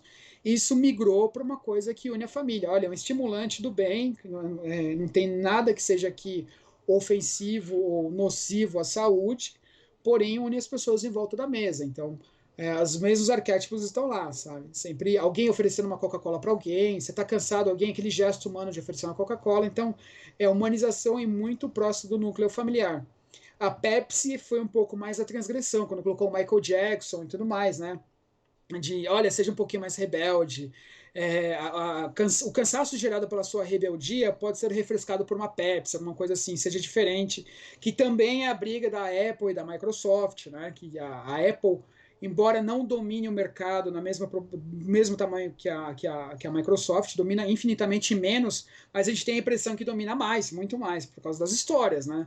A Apple, porque é o símbolo do pecado, né? No pecado original, que é a maçã, olha, seja um pecador, morda a maçã, e ao mesmo tempo é o símbolo da maçã, é a mesma maçã que o Alan Turing morreu, né, envenenado, porque Alan Turing foi o pai da ciência moderna, da ciência computacional, é o cara que mais ou menos dividiu e criou o conceito de hardware e software, só que ele era homossexual, e na Inglaterra, naquela época, pós-guerra, ele ajudou muito na guerra, inclusive com artefatos, o descobrimento, vamos dizer assim, impulsionando artefatos nucleares e outras coisas mais. Ele foi uma serventia imensa para a humanidade, salvou milhares e milhões de vidas, mas foi condenado por ser homossexual. Então ele se suicidou colocando a maçã no cianureto e mordendo a maçã. Então, uma das vertentes da história da Apple é que eles uniram essas duas coisas, o pecado original e a homenagem ao Alan Turing em função da maçã. Então, a maçã é muito mais lembrada do que a Microsoft, contando histórias, embora ela não tenha uma fatia de mercado tão substancial quanto a Microsoft. A Microsoft é uma comunicação enfadonha, é chata, entendeu? É muito complicada, mas funciona, é o dia a dia. Teve um outro exemplo, né, da Microsoft, que fez um comercial mostrando todos os... Eu acho que era um tablet, se não me engano. Não era um tablet, acho que era aquele telefone deles, né? O telefone da Microsoft. Então fala, olha, ele tem mais memória, ele tem não sei o que lá, ele funciona bem, não sei o que lá, não sei o que lá. Aí você escuta uma lista, assim, uma lista falada de características. Sabe o que a Apple fez? Ele colocou um avô apertando o botão, vendo o neto dele pela primeira vez ali, indo se emocionando, falando, hi, my grandson, sabe? Se emocionando ali, porque a tecnologia mediou o encurtamento de uma distância. E a função é a mesma, exatamente a mesma. O que emociona mais? Óbvio que é a Apple. Sempre o lado humano vai emocionar mais, né? Sempre, não adianta. Aí é que tá, durante muito tempo, para a Microsoft, a tecnologia era fim e não meio. Enquanto para a Apple, a tecnologia era meio e não fim. Então, quando eles começaram a entender esse conceito, falar que as pessoas não serão... A Microsoft falou, as pessoas não serão experts em informática, na sua maioria. Elas querem um texto digitado. Então, dane-se onde eu quero. Se eu conseguir chegar na frente e vender o Word, melhor, entendeu? Então, eles colocavam as características do Word. Enquanto a Apple falava, nossa, que carta legal que vai chegar, não sei o que lá, na mão de sua filha que está falando que fulana está grávida, alguma coisa assim, uma história mais emocionante. Então, essa mentalidade começou a mudar e hoje sempre a tecnologia é meio e não fim. Ou seja, o humano é o fim das coisas. A tecnologia ajuda o humano. E as histórias são baseadas nisso. E isso é muito interessante, você está falando, quando a gente pensa numa empresa, a gente imediatamente vincula ela a algum arquétipo mesmo, né? Meio que sim, com certeza. Inconsciente, né? Dá mais alguns exemplos, assim, porque é incrível, incrível. A Red Bull, por exemplo. A Red Bull é tipo a transgressora no máximo. É liberdade, é esporte de ação. Você toma um Red Bull, você se sente baita no esportista. Vai tudo acontecer, não sei o que lá. Você associa imagens de liberdade, os caras voando na estratosfera, aviões e tal. Eu adoro a Red Bull, eu adoro a comunicação da Red Bull. Eu me enquadro muito na comunicação deles, assim, sabe? É bem interessante, pro meu ponto. É um arquétipo que, para mim, no meu grupo de arquétipos, que ninguém é um arquétipo só. Geralmente as pessoas são 2 ou 3 arquétipos. Se você quiser se auto-atribuir um arquétipo, somos as somas de até 3 arquétipos. Mais do que isso, você desconfigura a sua personalidade. Olha. Então, você tem... Em alguma proporção, você fala, eu sou mais mago, eu sou menos visionário, eu sou mais provocador, entendeu? Então você tem essa mistura porque ser humano é ser humano, a gente não somos robôs, temos essa variação de personalidade e emoções, né? Mas, por exemplo, você pega na moda, Versace, né? Os arquétipos de Versace. Às vezes a roupa não custa caro, eles têm que ter uma imagem de preço caro para criar uma restrição para você se sentir pertencente àquela casta. Fala, nossa, tem um poder aquisitivo importante de tal magnitude que eu possa adquirir aquela roupa e, por consequência, eu pertenço ao grupo de pessoas muito bem vestidas, assinadas por aquela marca. Então, a alta costura também utiliza os seus arquétipos. E dentro da alta costura existem variações de subarquétipos, por assim dizer, entendeu? Você, por exemplo, é um elegante old style, sabe? Uma pessoa mais, assim, contemplativa com o passado. Não, você é mais moderno, então você tem esse segmento. Não, você é uma pessoa mais transgressora, né? Homens que usam saias, entendeu? Você é mais transgressor, você é mais desconstruído, que é a palavra que estão usando muito. Então, a alta costura também utiliza esses artifícios, né? Se a gente falar em termos de marketing, tudo é competição entre eles, vendendo roupa, né? Então, a categoria de marketing direto é roupa, mas o marketing direto é estilo de vida. Então, é tudo bem engendrado dentro de um sistema de vendas e comunicação muito preciso, muito cirúrgico. Ô Daniel, pode falar um pouquinho mais aprofundado sobre os arquétipos, a jornada do herói também? Quais os tipos de arquétipos, né? Fala um pouquinho mais sobre isso, porque isso é muito interessante. Vamos lá. De acordo com a definição de Jung, né, a gente tem 12 tipos de arquétipos. Né? Então, a gente tem o criador, temos o bobo, temos a pessoa comum, o sábio, o explorador, o amante, o inocente, o mágico, que é o guia também, o fora da lei, o prestativo, o governante e o herói em si. Né? O herói lato sensu mesmo, né? Então, por exemplo, se a gente for falar de marcas, né, e vamos dizer assim, arquétipos, o cruzamento de marcas e arquétipos, a gente tem uma roda muito conhecida que distribui alguns brands muito conhecidos dentro das suas tipologias enquanto arquétipo. Por exemplo, a gente tem a Lego, se a gente falar da marca Lego, eles são uns arquétipos, eles utilizam o arquétipo do criador. É uma questão muito óbvia, né? A Harley Davidson usa o arquétipo do fora da lei. Completamente, assim, eu quero Born to be Wild, para ser selvagem, né? A BMW utiliza o arquétipo do governante, ou seja, eu tenho poder de alguma coisa. Você tem, por exemplo, a Red Bull, que utiliza o arquétipo do mágico, né? Que com certeza tem essa mesma pegada. A Nike utiliza muito o arquétipo do herói, porque você, dentro do esporte, você é um vencedor por usar os produtos da Nike, né? E a Hering aqui no Brasil é um cara comum, uma roupa comum para uma pessoa comum que não precisa de muito mais do que aquilo. Né? E a gente pode evoluir. Por exemplo, se a gente falar agora de cada arquétipo, a gente tem algumas características importantes que são associadas ao mundo que a gente vive. Por exemplo, se a gente fala do inocente, tem um filme de ficção Little Miss Sunshine, a gente tem Robinson Crusoe, que é completamente inocente. Você tem algumas celebridades que vendem filmes, que se aplicam nesses filmes, que não podem ser utilizados em outros tipos de narrativa. Por exemplo, a Meg Ryan só vai fazer filmes de comédia romântica. Você imagina a Meg Ryan num filme, por exemplo, Star Wars, ou até mesmo no Avengers. Você não consegue imaginar. Mesma coisa o Tom Hanks. O Tom Hanks sempre vai fazer um papel meio de inocente, até no Captain Phillips. No Captain Phillips ele é o papel de inocente ali, né? Embora ele tenha passado por uma série de situações muito ruins, ele é um inocente, no final das contas, ele é tão vítima quanto o resto. Isso só um parênteses, isso é meio ruim para os atores, eles ficam rotulados mesmo, né? Se eu ganhasse 25 milhões de dólares por filme, eu não teria problema nenhum com seu rótulo. Eu sempre faço meu personagem, tá certo. Não tem problema nenhum com seu rótulo. Retiro o que eu disse, não falei nada. É verdade. Marcas, você tem a Disney, que é mundialmente conhecida, a Coca-Cola, que é completamente inocente. Você tem o Uruguai, que é um país inocente. Você tem o Fusca, né, o New Beetle, que é um completamente inocente, se a gente for começar a traduzir os arquétipos na sociedade. Se a gente pegar o explorador, por exemplo, você tem o Kevin Costner, que é completamente explorador, né? Você não consegue fazer um filme de comédia romântica com ele, não vai funcionar. Mas os filmes que tem artes, tem porrada, tem tiro, perseguição, tá lá. Você tem o Jack Kerouac com On the Roads, que é um filme de explorador que eu adoro, que me influenciou muito, né? Que depois inspirou Diários de Motocicleta. A Amazon é completamente exploradora em termos de marcas. A Starbucks é muito exploradora. Exploradora não é que ela explora as pessoas, mas ela utiliza o arquétipo de explorador. A Inglaterra e O, Portugal o explorador é o que? É aventureiro? O que é é um isso? aventureiro, é aquele que traz as boas novas, que ele vai para fora e traz alguma coisa interessante para lá, sabe? Não tem medo de desbravar o novo, não tem medo da Tá. incerteza, tá? Você tem o explorador, a Inglaterra, que foi colônia, colonizou metade do mundo, assim como Portugal, né? E carro, você tem, por exemplo, a marca Jeep, né? Que o Jeep é completamente explorador. Você vai navegar, navegar no tempo de.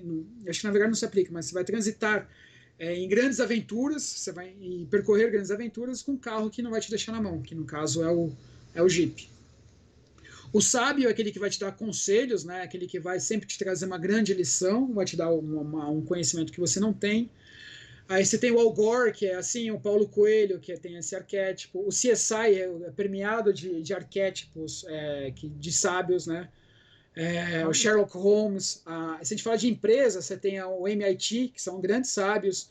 A Price Waterhouse Coopers, né, que também são grandes sábios, porque eles desenvolvem relatórios que vão te dar uma clareza do que você não tinha antes. Você tem a Alemanha é um país considerado sábio, a Suíça é considerada sábia também, e assim por diante. Nós temos o herói, que é o herói mesmo, aquele herói que vai para o confronto mesmo, que vai resgatar, vai resolver um problema. A gente tem o Bruce Willis, obviamente, né? Com certeza é o arquétipo de tipo de herói. O Mel Gibson também. Aí temos de filmes, a gente tem o Rock e o Gladiador, né? Que são heróis que vão salvar alguma coisa de alguém. Marcas, você tem a Tag Heuer, aquele relógio que os aviadores usavam, que eram precisos, né? Em termos de tempo, assim, não atrasavam nunca e a corda durava muito tempo. E a Nike, com certeza, né? Que é a Nike vem de Nike, do grego rainha da vitória, né? Então, o herói sempre sai vitorioso no final das contas, né? Obviamente, nós temos os Estados Unidos como país dos heróis, né? Os grandes defensores do mundo, né? Os grandes justiceiros do mundo. A CNN é considerada herói. A Ford é um carro de grandes heróis, tem um arquétipo de herói muito forte. A Hammer utiliza esse arquétipo de forma muito consistente também. Tem os fora da lei, que são as pessoas que gostam de quebrar as regras, mas têm um propósito bem definido, são os revolucionários ou os vingativos. A gente tem o Bukowski, que com certeza é um fora da lei muito grande. A Madonna é uma fora da lei, com suas provocações em relação a sexo, igreja e tudo mais. Família Adams é considerada fora da lei, porque são todos estereótipos muito bem específicos, né, muito bem diferentes socialmente. Nós temos a marca Hugo Boss, com suas roupas mais diferenciadas, que quebram um pouco essa hegemonia da alta costura. A Diesel, né, que ela publica muito sobre suas calças, né, que você também é um fora da lei, você está consumindo uma coisa ali que as pessoas normalmente não consumiriam e tem uma pegada que vamos dizer assim, transgressora. E no final das contas é só uma calça, mais nada, né? Então é a história que você conta por trás. É uma calça igual às outras. Cuba é um país muito fora da lei, todo mundo sabe, né? A revista Rolling Stone, a MTV e a Harley Davidson completamente fora da lei. Temos o mago, né? Que é o que vai te dar um poder que não é só o conhecimento, mas é um poder que ele não permeia as coisas que que o ser humano comum não possa ver. Ele tem um certo tipo de magia, né? E quem tem essa pegada hoje em termos de celebridades é tanto o Steve Jobs, né? Como a Microsoft tem esse mesmo pegada. Cada um a seu modo, né? Tem essa pegada, mas tem os dois essa pegada de mago, de vai te dar uma coisa que até então você não tinha, é um poder mágico superior, que são softwares, os agregados, que vão melhorar a sua vida conforme você nunca viu antes. Ficção, a gente tem Harry Potter, muito famoso, tem o arquétipo do mago. De marcas, a gente tem o Google, que é muito mago, assim, através do Google o mundo acontece, né? E o Kinder, aquele chocolate Kinder Ovo é considerado mago também, porque vai trazer uma surpresa, que aquela surpresa vai fazer com que crianças tenham a sua a criatividade estimulada. O Japão e a China são países considerados magos. A Discovery é um canal que é considerado um canal do arquétipo mago. A Volkswagen e a Hyundai também são consideradas marcas do arquétipo dos magos. Tá? Temos o cara comum, que é a pessoa normal, que não tem grandes, que passa por algumas dificuldades, mas não serão grandes transformações ou embates contra o mundo. Tem a Sandra Bullock, Aí você tem o que é considerado muito assim a pessoa comum, o cara comum. Você tem o Friends, o seriado Friends, que é muito comum, assim, nada de perigoso acontece no Friends, né? O máximo que acontece perigoso é uma torradeira que deixou o pão queimar um pouquinho mais, ou uma gravidez, né? Esse é o perigo. Homer Simpson, você tem a marca Brahma, que não oferece perigo nenhum. Você tem os produtos da Nivea. Você tem o ator Hugh Grant também, que não oferece perigo. Imagina o Hugh Grant no papel de forças especiais. Você não vai conseguir colocar, entendeu? Um papel de vingador, entendeu? Sabe? Você não vai. Um arqueiro, você coloca o Hugh Grant no arqueiro. Não vai. Não vai existir, não existe essa possibilidade, né? A Bélgica é um país comum, completamente comum. Revista Quatro Rodas aqui no Brasil, que fala sobre carros, mais nada, não tem perigo, não tem insinuação nem nada. E automóvel a gente pode dizer o carro Palio. Aqui no Brasil, um carro popular 1000 que é um carro normal, simples, não vai te dar uma moldura social muito grande, né? Que te dê um grande destaque. Esse rótulo eu não gostei muito, eu não queria ter esse rótulo, não, ser o comum, né? O Brasil é o que mais tem, cara. É aquele É o que cara mais tem, legal, pois é. é legalzão, aquele cara, é o cara deixa disso, é o cara que separa a briga, sabe? É o cara do churrasco, é o que mais tem, cara. E não é só no É Brasil, em verdade. todo lugar tem, cara. Sabe? É. Eu quero ser assalariado, quero ganhar pouquinho, não sei o que lá, tô tranquilo aqui, quero pescar de final de semana, sem problema nenhum, cara. Não, é sua Não é vontade. errado, né? É. Não é Não, não, errado, não tem um errado. mas não é o que eu iria, entendeu? Você tem o bobo da corte, que é o cara que brinca com tudo, ele é muito mais. Ninguém se assume como bobo da corte, porque é meio, às vezes, soa pejorativo, mas ele tem uma função narrativa muito importante, né? Aí você tem o Mr. Bean, que é o bobo da corte completo, né? Não tem o que fazer. Você coloca o Mr. Bean de novo, num filme sobre na Apollo 11, não vai funcionar, né? Não tem como, entendeu? Os trapalhões, a não ser tirar brincar, hoje em dia não pode mais ter coisas tipo os trapalhões, porque é politicamente incorreto e tudo mais. Temos Jim Carrey também, que é um completo bobo da corte, e marca o Bombril, né? Aqui no Brasil, com o Carlos Moreno fazendo os comerciais do Bombril, com mil utilidades. É um bobo da corte completo, assim. Não tem outra função a não ser aquela serventia que o produto se presta em si. O Brasil é dado como bobo da corte, porque o Brasil Olha. é o famoso quem? O Brasil ele é famoso e não é relevante. Ele é muito famoso no Brasil. Todo mundo conhece o Brasil, mas ele é importante por quê? Ninguém sabe. Ninguém sabe. É. E, Vai lembrar do é, futebol, vai lembrar do samba, sei lá, que são só, coisas soft super. skills, só soft. É, Coisas que tranquilas, as entendeu? coisas soft. É. Os normais aqui no Brasil, o Cacete Planeta e o carro Twingo, que é da Peugeot, não, da Renault, que é considerado o bobo da corte, é um carro inocente. O amante, né, que só tem olhos para você, é o cara que transpira, ou não só o cara, mas o personagem que transpira coisas eróticas, coisas relativas ao universo do amor. Você tem a Penélope Cruz, né, desse jeito. Você tem alguns momentos o Brad Pitt, que é muito o amante. Você tem Sex and the City, que é completamente orientado a relações humanas, afetivas. Agora, deixa eu te perguntar, o Brad Pitt, por exemplo, ele tem essa característica, mas ele tenta quebrar. Ele tenta quebrar, ele coloca nos filmes de ação dele, ele consegue também desempenhar o mesmo papel, entendeu? O mesmo papel, assim, conforme o arquétipo que ele quer. Você pega em Snatch, ele é completamente diferente, Seven é diferente, mas o arquétipo que mais vende o Brad Pitt é de diamante. Não tem É o como. Então, principal. é o É, principal, entendeu? As outras são derivações, desse papel. tá.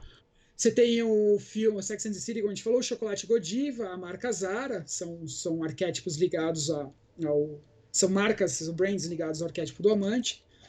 França, Paris, né? França, em especial Paris, é uma marca de diamantes, um brand de diamante muito forte. Você tem Veneza, você tem a revista Playboy, a revista Vogue, a Ferrari é considerada uma marca de diamantes, o Porsche é considerada uma marca dos arquétipos amantes, porque você tem esses carros, você quer ter em geral, melhores relações amorosas, por assim dizer.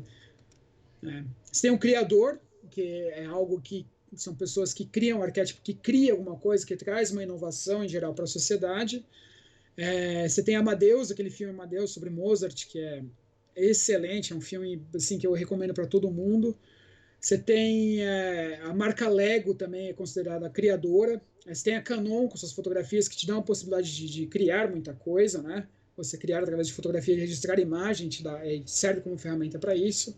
Mas ela é criadora, ela é dada como criadora. Woody Allen é considerado uma pessoa criadora, porque ele está sempre criando, o personagem dele sempre está em construção de alguma coisa, ele não é uma pessoa simples, está sempre querendo inovar de alguma forma. Você tem o criador, você tem em alguns momentos a Inglaterra, em alguns momentos a Alemanha.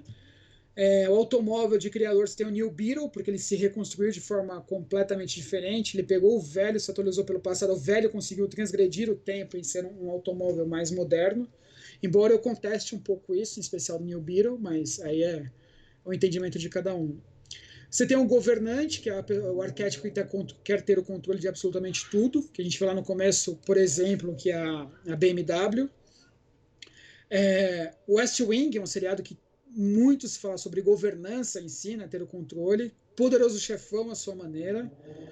O Morgan Freeman é uma celebridade completamente governante, porque teve uma pesquisa com o público americano que se Deus tivesse voz, seria a voz do Morgan Freeman, entendeu? Então, acho que não tem controle maior do que esse, né? Tipo, ser a voz de Deus.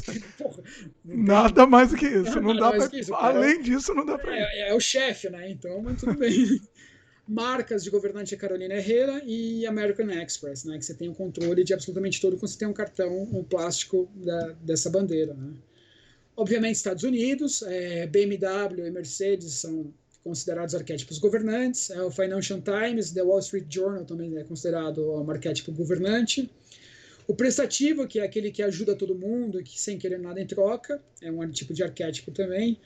O filme Gandhi pode ser considerado um arquétipo, um aderente ao arquétipo prestativo.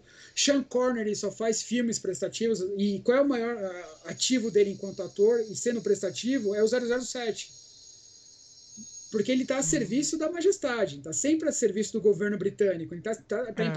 Ele passa pelas aventuras, passa por tudo que ele passa, mas no final ele se reporta a uma coisa relativa, a uma necessidade relativa ao governo britânico. Então ele está sempre lá. Então, ele sempre está prestando serviço, embora ele passe pelas melhores aventuras, melhores situações, blá, blá, blá, blá, blá, mas o objetivo final é defender os interesses da rainha. Marcas, a Nestlé, né, que é mais prestativo do que uma marca que tem um ninho, né, para ajudar a tua família, não existe, né? General Electric também, com suas coisas, é uma marca que é completamente inocente e prestativa, ele quer ajudar a sua vida, quer ajudar a melhorar um pouco a sua vida, né? Em termos de país, a gente não tem um país prestativo, a gente tem a ONU, fala muito da ONU, e automóvel, por exemplo, a gente tem o Volvo, que é considerado o carro mais seguro do mundo. Ou seja, ele não quer velocidade que nada, ele quer te manter seguro. Então não existe um arquétipo mais prestativo do que o Volvo em termos de automóveis. Certo? Olha. Esses foram os 12 arquétipos que a gente falou agora, e a gente vai falar um pouquinho sobre arco narrativo. Né? É interessante, só uma pausa. É interessante porque você vai falando e a gente vai tentando se enquadrar. Esse eu sou, esse eu não sou, esse eu sou. Aí você vai. Até o pessoal, vou até fazer uma interatividade, que o pessoal que estiver assistindo, comente onde vocês se enquadraram aí nesses arquétipos que o Daniel comentou. Muito legal. Eu me enquadrei muito no. Qual que foi que você falou? No criador, né? Criador? Criador. Eu me enquadrei muito nisso, porque eu só 24 horas, se eu não estiver criando alguma coisa, eu tô sofrendo.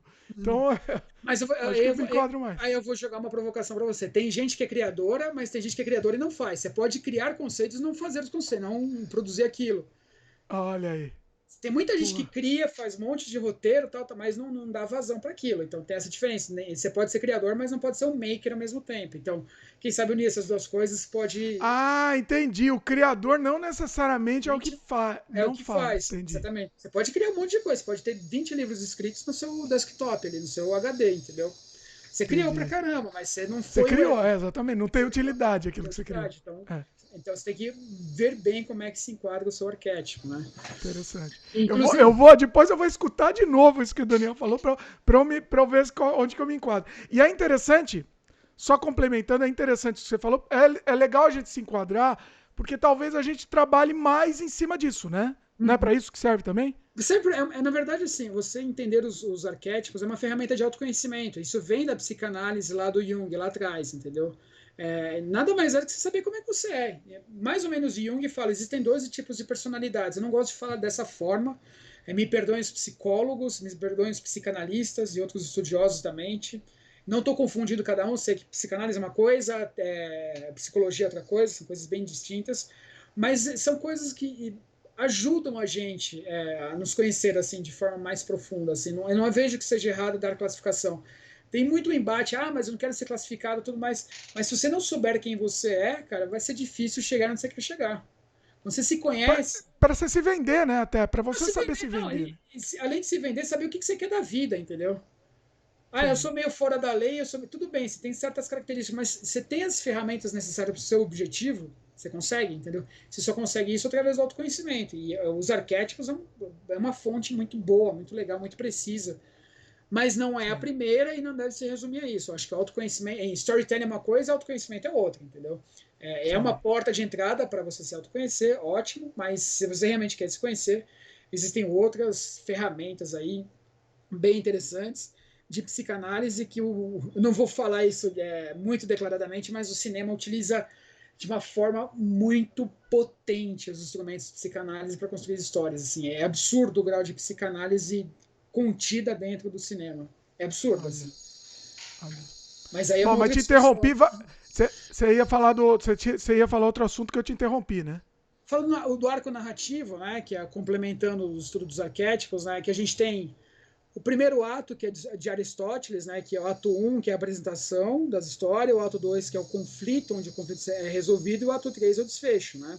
Então, essa história básica, que as nossas avós falavam, toda história tem um começo, meio e fim.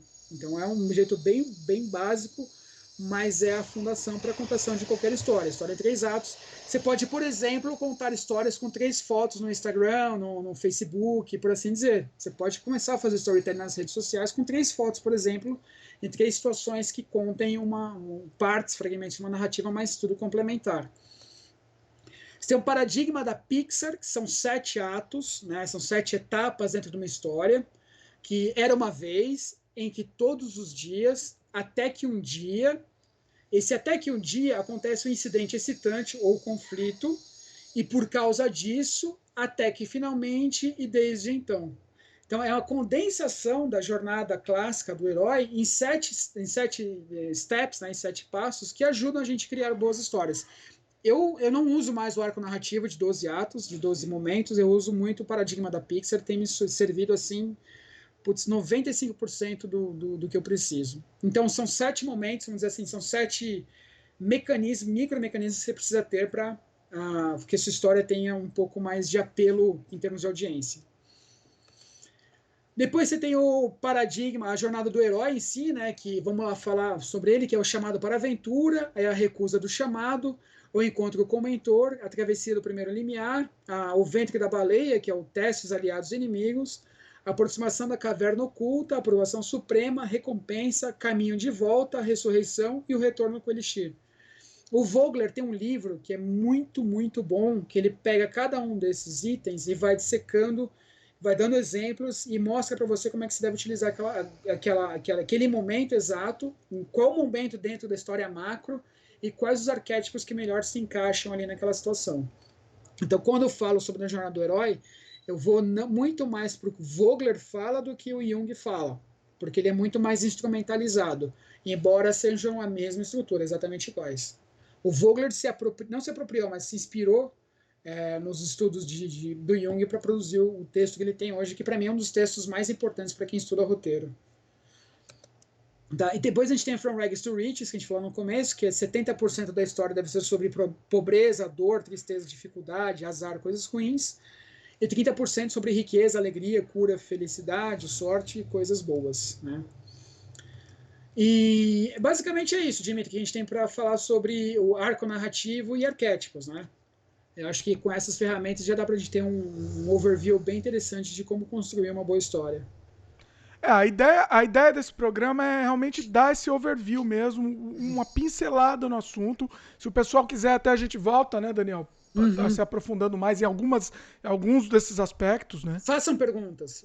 Peço para a audiência fazerem perguntas, confrontarem, testarem esse conhecimento, para a gente produzir uma massa crítica para fazer um segundo momento desse podcast. Sim. Muito legal, muito legal. Acho assim, eu aprendi muito aqui com esse programa, que foi incrível. E tenho certeza que o pessoal também está gostando muito. Daniel, se o pessoal quiser te encontrar, você também dá palestra, né? Você, Sim, sim. fala aí, dá todo o serviço aí pra gente. Bom, eu sou uma das. Eu pertenço a uma geração que é difícil de falar, que fala com o Dimitri, né, que é difícil me classificar, é sempre barra alguma coisa, né? Então, eu sou barra professor, barra empresária, barra instrutor e etc. Mas storytelling é uma coisa que eu tenho dado cursos, eu estudei na London Film School, então eu estudei em Londres para falar o que eu tenho falado aqui, então a gente vai buscar sempre o que é de melhor para poder oferecer para as pessoas, ajudar as pessoas. Então, vocês podem me encontrar através do meu Instagram, que é @Daniel_Costa_oficial. Meu e-mail, para quem quiser entrar em contato, é danielcostaopen@gmail.com. E me procurarem no Facebook, Daniel Alves Costa. Amigo do Dimitri aí, pode procurar nos amigos dele, não sei se está disponível ou não, mas eu estou lá. É fácil de encontrar também. Dou palestras, dou consultoria de storytelling, não só para histórias de ficção, para não ficção, branding, marcas, tudo aquilo que a gente pode ajudar em termos de comunicação, o storytelling pode ser aplicado. Eu estou à disposição para quem precisar. Os contatos do Daniel estão todos aqui na descrição do vídeo também. E o Daniel tem um livro muito bacana também sobre inteligência cultural, né? A gente já fez um programa anteriormente. Faz também o jabá do livro, Daniel, que é muito bacana. Vale recomendar. Legal. O meu livro chama-se Inteligência Cultural para Profissionais Brasileiros. Para quem não conhece inteligência cultural, peço que dê uma olhada no canal do Dimitri, que a gente tem um podcast falando a respeito. E quer queira, quer não, inteligência cultural é a forma como a gente entende as diversidades culturais e tenta achar um bom caminho para que tudo dê certo dentro de um ambiente. E se a gente falar sobre cultura em si, nada mais é do que uma somatória de storytelling, de histórias daquelas culturas que produzem comportamentos coletivos. E esses comportamentos coletivos são estudados pela ótica da inteligência cultural e a gente produz ferramentas adequadas para isso. Então, na verdade, tudo está meio que encaixado. Então, quem quiser saber mais sobre inteligência cultural, procura lá na Amazon, Inteligência Cultural para Profissionais Brasileiros. É um excelente livro, é um conhecimento muito pouco divulgado no mundo, mas com certeza vai fazer diferença na vida das pessoas. O link direto está aqui no post também. Você clica aqui, legal. Você vai direto pro livro. E o seu site também, né? Você chegou a falar, não? Não falei, é openeducação.com.br, a gente divulga os serviços da Open, que é a minha empresa, os nossos cursos, palestras, tudo mais está lá, está disponível para quem quiser acessar. www.openeducação.com.br. openeducação.com.br também está aqui no post. Tá tudo aqui, né? Todos os contatos do Daniel estão no link comentado aqui. E o Daniel vai voltar aqui, obviamente. Já fizemos vários programas sobre vários assuntos. O pessoal adora, Daniel. E com certeza você vai voltar. Vamos falar mais sobre isso também, sobre o tema do storytelling, que dava um programa muito maior, né? A gente quis fazer uma coisa mais concisa mesmo, uma coisa mais enxuta, né? Para dar um... Mas provoquem esse carinha aí pra gente ter o segundo. Provoquem ele, peçam mais conteúdo, comentem, provoquem esse grande camarada meu aí pra gente fazer o segundo. Vamos, provoquem, estamos aqui para provocação, né, Daniel? Inclusive. Pois é. Como sempre. Outra coisa, esse programa me deu uma ideia aqui que eu vou conversar com o Daniel em off também, depois a gente vai trazer aqui para vocês também em cima dessa ideia aqui. Muito bom, Daniel, queria te agradecer mais uma vez, sensacional. Eu que agradeço. Todas as participações do Daniel aqui no Sem Freio são aulas, assim, são sensacionais. Que isso. Assim, o pessoal adora, adora muito. É muito bom. Legal. E Daniel vai voltar aqui. Tem que encerrar o programa, que ele tem uma entrevista para dar também, então por isso que a gente tá meio correndo aqui com o final, mas vai voltar, faremos mais programas também. Comente o que mais que vocês querem que o Daniel volte aqui para falar. Obrigado, Dimitri, até a próxima, se cuide. Obrigadão, pessoal que estiver assistindo. Se você estiver assistindo no YouTube, lembre de dar um like pra gente. Lembre-se de se inscrever no canal e clicar no sininho de notificação para você receber os avisos de novos programas. Se você estiver ouvindo, manda e-mail pra gente. Participe. A participação de vocês é muito importante. Sim, o comentário de vocês é o que nos move. É isso? Com certeza. Valeu, pessoal. E até a próxima. Obrigado, até mais. Tchau, tchau.